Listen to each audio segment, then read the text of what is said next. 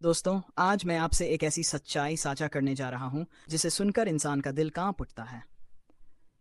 ये कहानी सिर्फ एक लड़की की नहीं, बल्कि हमारे पूरे समाज की है।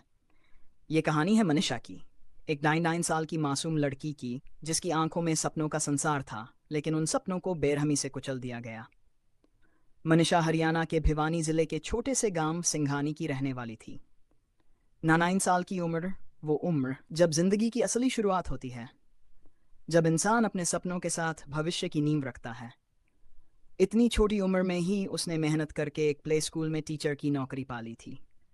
वो चाहती थी कि बच्चों को पढ़ाए, समाज में बदलाव लाए, अपने माता पिता का सहारा बने, माँ बाप को गर्व महसूस कराए। लेकिन दोस्तों, 11 अगस्त 2025 का दिन उसकी जिंदगी का आखिरी दिन साबित हुआ। वो रोज की तरह स्कूल के लिए घर से निकली थी। माँ ने दरवाजे पर उसे आशीर्वाद दिया होगा, पिता ने मुस्कुराकर विदा किया होगा, लेकिन किसे पता था कि वो विदाई आखिरी होगी। 2 दिन बाद यानी 13 अगस्त को गांव के पास खेतों में उसका शव मिला।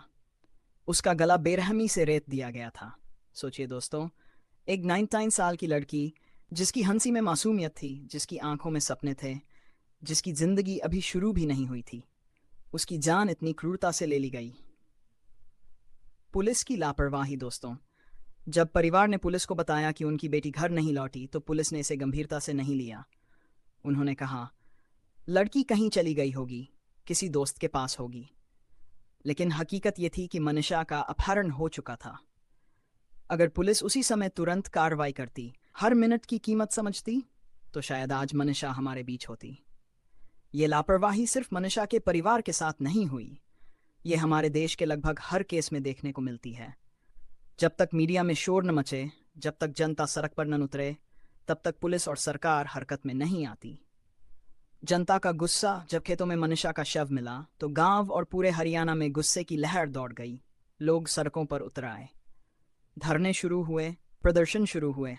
हजारों लोग सड़क पर बैठकर एक ही मांग करने लगे, मनीषा को इंसाफ दो, दोषियों को फांसी दो। लोगों का कहना था, अब बस, अब और नहीं। जब तक अपराधियों को सजा नहीं होगी, तब तक ये आंदोलन रुकेगा नहीं।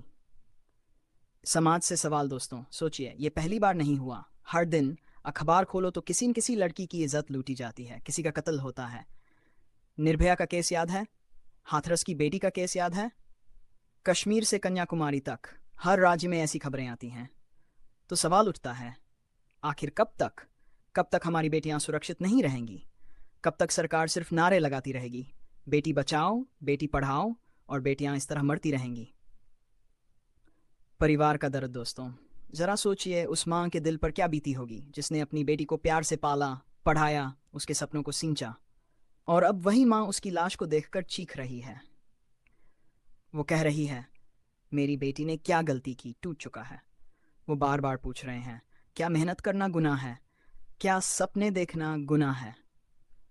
दोस्तों, जब एक परिवार की बेटी इस तरह छीन ली जाती है, तो पूरा समाज अनाथ हो जाता है। हमारी जिम्मेदारी अब सवाल ये है कि हम क्या करें। क्या हम सिर्फ सोशल मीडिया पर पोस्ट डालकर चुप हो जाएं? क्या हम सिर्फ मोमबत्ती जलाकर घर लौट आएं? नहीं दोस्तों, ये लड़ाई हर बेटी की है।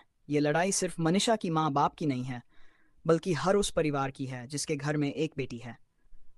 अगर आज हम चुप रहे, तो कल ये हादसा किसी और के घर में होगा। हमें मिलकर आवाज़ उठानी होगी। हमें मिलकर कहना होगा, अपराधियों को बख्शा नहीं जाएगा, पुलिस की लापरवाही को बर्दाश्त नहीं किया जाएगा। न्याय में देरी, न्याय से इनकार है। न्याय की मांग दोस्तों, हम सबको ये लड़ाई तब तक लड़नी होगी जब तक दोषियों को सजा नहीं मिलती। आज ज़रूरत है कि हम सोशल मीडिया पर, सड़कों पर, हर जगह ये आवाज़ उठाएं, जस्टिस फॉर मनीषा, मनीषा को इंसाफ दो, हर बेटी की सुरक्षा करो। संदेश दोस्तों, याद रखो, मनीषा सिर्फ एक नाम नहीं है, वो हर उस बेटी का चेहरा है जो सपने लेकर जीना चाहती है। आज मनीषा हमारे बीच नहीं है, लेकिन उसकी आत्मा तभी चैन पाएगी जब उसके कातिलों को सजा मिलेगी।